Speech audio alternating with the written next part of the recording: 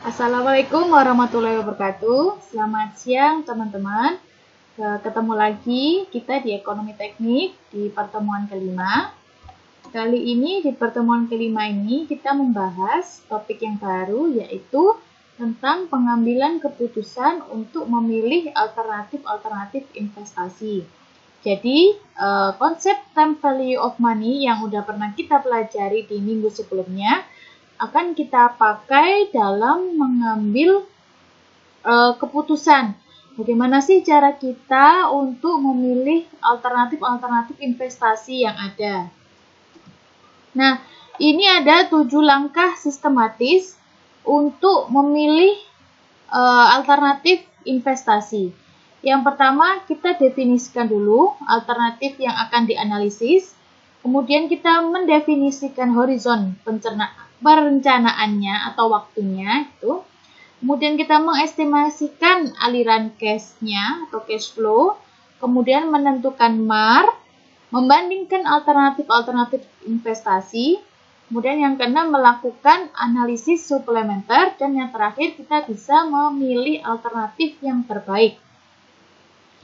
Nah, kita mulai untuk yang step pertama, yaitu kita definisikan dulu sejumlah alternatif yang akan dianalisis atau alternatif yang memungkinkan untuk kita pilih. Jadi, alternatif investasi ini dapat terdiri dari sekumpulan proposal-proposal. Jadi, biasanya tuh akan ada banyak proposal-proposal dalam suatu investasi, dan kita itu memungkinkan untuk menolak semuanya, seluruh proposal tersebut. Atau biasa kita sebut dengan alternatif do nothing. Jadi misalkan ada sebuah proyek gitu ya. Proyeknya itu dari berbagai macam tender atau supplier gitu.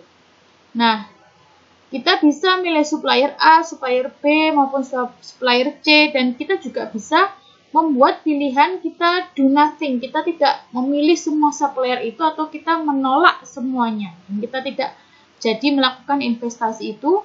Nah, itu juga sangat memungkinkan suatu alternatif yang bisa diambil. Nah, ada 3 sifat alternatif yang perlu diingat. Yang pertama adalah independen. Jadi maksudnya independen di sini itu pemilihan atau penolakan suatu alternatif tidak akan mempengaruhi. Jadi benar-benar independen. Jadi kalau misalkan ada alternatif A, kemudian dengan alternatif B gitu ya, mereka saling independen, jadi tidak berkait satu sama lain. Kemudian kalau yang mutually eksklusif, jadi pemilihan suatu alternatif itu mengakibatkan penolakan alternatif lainnya. Jadi kalau misalkan ada A, B, C gitu ya.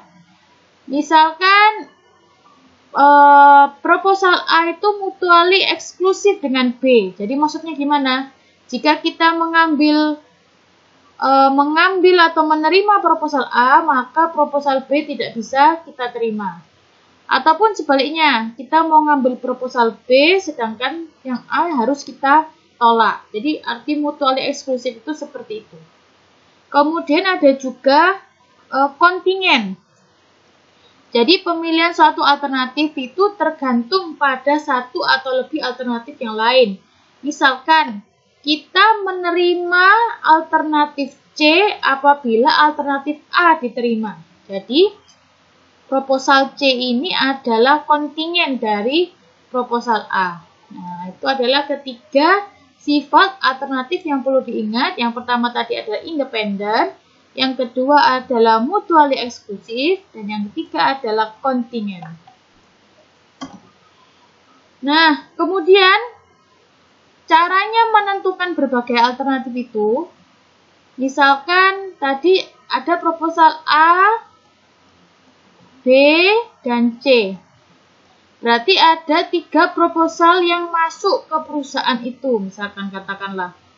Maka untuk menentukan jumlah alternatifnya itu adalah A sama dengan 2 pangkat K, di mana K itu adalah jumlah proposal yang ada. Jadi kalau misalkan ada 3 proposal, berarti 2 pangkat 3 adalah 8. Jadi nanti akan ada akan ada 8 alternatif yang bisa kita ambil dari 3 proposal itu tadi.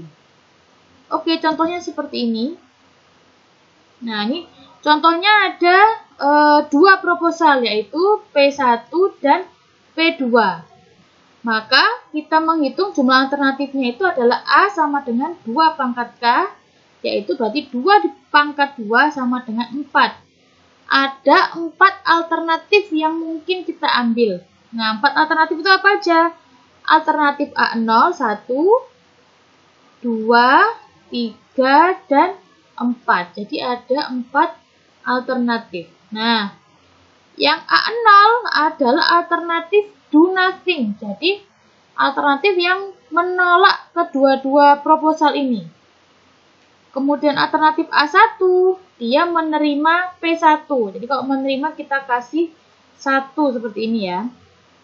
Kemudian alternatif A2, yaitu menerima P2. Nah, jadi P2 diterima. Alternatif A3 berarti menerima P1 dan P2. Oke, itu tadi caranya mendefinisikan sejumlah alternatif yang akan dianalisis. Nah, kemudian berkembang lagi misalkan.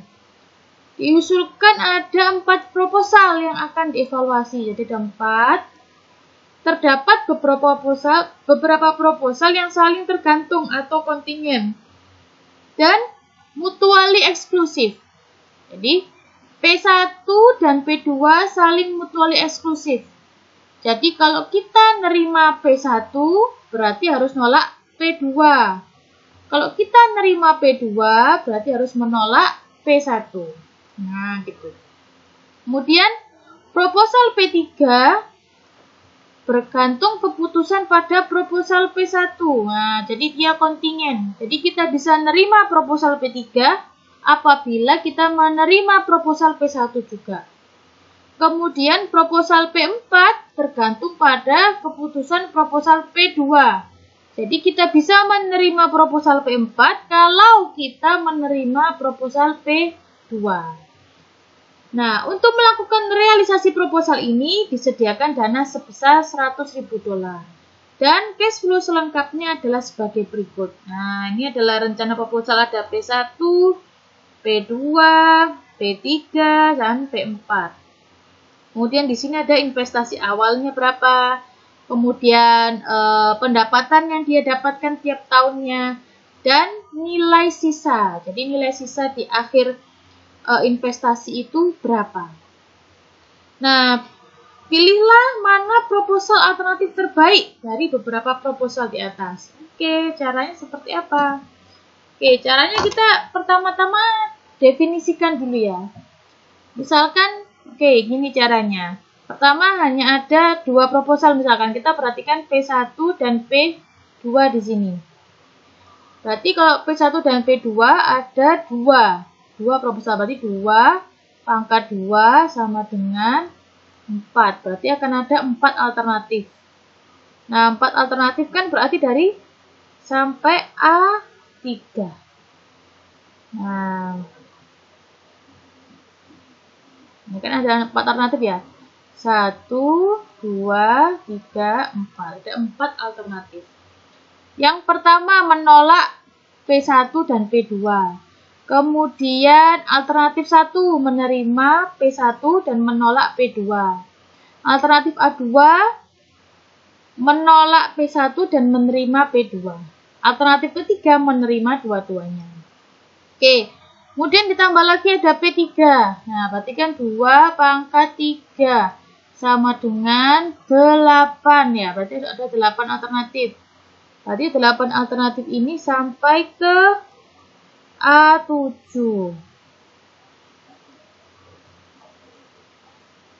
Nah, kita lihat di sini. Alternatif yang keempat, dia menerima P3 saja. Alternatif A5 seperti ini dan seterusnya.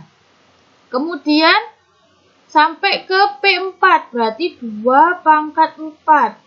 Ya kan? 2 pangkat 4 ini berarti ada 16 alternatif. Nah, berarti dia sampai ke A15. Nah, kayak gini. Nah, sampai ke A15 seperti ini.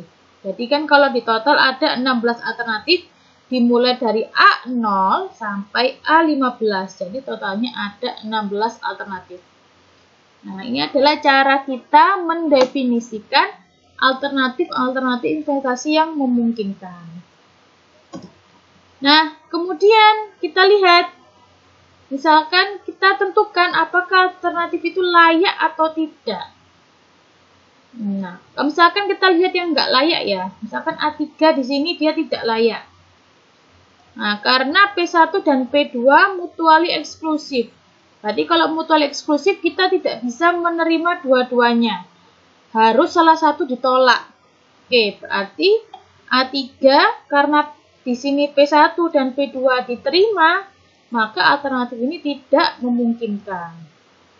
Oke, kemudian kita lihat lagi misalkan alternatif A4 ya. P3 tergantung pada P1. Jadi kita bisa menerima P3 apabila P1 juga diterima. Oke, kita lihat alternatif A4. A4 hanya menerima P3 tetapi menolak P1. Maka alternatif ini tidak layak atau tidak memungkinkan. Nah, begitu seterusnya kita definisikan satu persatu hingga A15. Maka bisa dilihat di sini bahwa alternatif yang layak ada A10, kemudian A2, A1, dan A0. Nah, seperti itu caranya. Nah, kemudian kita lanjut ke step yang kedua, yaitu mendefinisikan horizon perencanaan. Nah, horizon perencanaan adalah suatu periode di mana analisa ekonomi teknik akan dilakukan. Kalau kita biasanya ngitung itu dia simbolnya N biasanya. Nah, kita biasanya ngitung. Jadi ada alternatif kemungkinannya. Yang pertama dia punya umurnya sama ya. Jadi ada beberapa alternatif itu umurnya sama. Ataupun dia punya umur teknis yang berbeda. Nah, ataupun dia memiliki umur teknis yang abadi. Jadi proyek jangka yang sangat panjang, misalkan jembatan, jalan tol, itu kan adalah investasi yang umurnya itu sangat lama sehingga kita sebut umurnya itu abadi. Nah, kita bahas yang berbeda dulu, karena kalau sama kan mudah aja ya, tinggal langsung di convert aja. Tapi kalau umurnya berbeda seperti apa? Nah, ada beberapa cara kalau misalkan umur teknisnya itu tidak sama. Pertama, kita pakai kelipatan persekutuan terkecil, pakai KPK. Kemudian kita bisa menggunakan umur alternatif yang lebih pendek, ataupun kita bisa menggunakan ukuran deret seragam dari aliran kas setiap alternatif. Nah, ini misalkan contoh soal pemilihan alternatif menggunakan metode KPK. Jadi, di sini ada MAR. MAR nanti kita bahas di video selanjutnya apa itu MAR. Nah, tapi dilihat dulu di sini MAR ada MAR 10%. Kemudian ada dua alternatif, yaitu alternatif A dan B. Masing-masing punya initial cost, kemudian dia juga ada annual benefit-nya. Kemudian dia memiliki umur teknis yang berbeda. Alternatif A umur teknisnya 2 tahun, kemudian alternatif B umur teknisnya 3 tahun. Jadi manakah alternatif yang terbaik? Nah, kita menggunakan asumsi bahwa alternatif yang tersedia di masa depan itu tidak ada perubahan. Nah, dan kemudian kita ingin supaya proyeknya itu kalau bersamaan itu seperti apa? Nah, kita samakan waktunya. Nah, pertama kita cari KPK dari 2 dan 3. Nah, KPK 2 dan 3 adalah 6 ya. 2 dikali 3 sama dengan 6. Nah, KPK-nya adalah 6. Maka kita lihat yang alternatif A dulu. Alternatif A dulu ya. Nah, ini adalah alternatif A. Ya, kita buat horizonnya itu sampai 6. Horizon waktunya sampai 6. Nah, jadi karena dia kan 2 tahun ya. Nah, berarti setiap 2 tahun dia akan mengeluarkan biaya seperti ini. Jadi misalkan alternatif A kan initial cost-nya 3.500. Kemudian dia annual benefit 1.255. selama 2 tahun. Berarti 1.255 selama 2 tahun. Nah, kemudian ketika dia tahun kedua ini, dia memerlukan initial cost lagi. Nah, kemudian tahun ketiga dia mendapatkan annual benefit. Tahun keempat dia mendapatkan annual benefit dan di tahun keempat juga dia memerlukan initial cost. Nah, jadi dia setiap 2 tahun seperti restart dari awal lagi. Nah, seperti itu. Kita asumsikan seperti itu. Nah, kemudian tahun kelima dia mendapatkan annual benefit. Kemudian tahun ke-6 dia mendapatkan annual benefit dan sudah berhenti di sini. Karena kita samakan tadi bahwa time horizonnya itu sebesar 6 tahun. Jadi ketika tahun ke-6 sudah berhenti. Oke, kemudian kita bisa mencari nilai sekarang dari alternatif A. Oke, dengan menggunakan rumus yang biasanya ya. Ini berarti kalau ke bawah kan dia cost. Nah, kalau cost berarti negatif ya. Di sini kita tarik semuanya ke present. Jadi annual ini semua kita tarik ke tahun ke-0 ya kan. Kemudian 3.500 ini juga kita tarik ke tahun ke-0. Kemudian 3.500 di tahun ke-4 juga kita tarik ke tahun ke-0. Nah, seperti itu. Jadi karena dia ke bawah ya kan cost, berarti negatif dikurangi. Kemudian ditambah dia benefit. Nah, ini annualnya. Kemudian dia dikurangi lagi 3.500 ketika tahun kedua dan dikurangi lagi 3.500 ketika tahun keempat. Nah, dengan menghitung kita dapat hasilnya dia adalah negatif. Nah, seperti itu. Kemudian coba kita hitung alternatif B. Nah, alternatif B juga sama seperti itu. Dia umur teknisnya adalah 3 tahun. Nah, tapi tadi sudah kita samakan supaya bisa dibandingkan, kita samakan time horizonnya adalah 6. Maka kita buat dia sampai 6 tahun. Nah, jadi setiap 3 tahun dia seperti restart dari awal. Dia memerlukan initial cost lagi. Sama seperti yang tadi. Nah, kemudian kita bisa hitung present-nya. Kita tarik semuanya ke present. Annual-nya kita tarik semua ke present. Kan? Kemudian ini juga kita tarik ke present. Nah, maka didapatkan hasil 2131. Nah, jika kita bandingkan ya kan, alternatif A dia nilainya negatif. Otomatis kalau negatif kita sebenarnya rugi. Nah, maka yang kita ambil adalah alternatif B. Karena alternatif B ini lebih menguntungkan daripada alternatif A. Nah, itu tadi adalah salah satu cara kita untuk memilih alternatif mana yang lebih menguntungkan. Nah, kemudian lanjut ke step yang ketiga, kita mengestimasikan aliran kas masing-masing alternatif. Dengan contoh yang sama yang tadi ya, P1, P2, dan P3, dan P4 yang tadi, contoh sebelumnya. Nah, maka aliran kasnya adalah seperti ini. Nah, kita definisikan satu-satu aliran kas yang terjadi di setiap alternatif investasi. Oke, sekian dulu untuk video kali ini. Kita lanjut ke step yang kedua di video selanjutnya.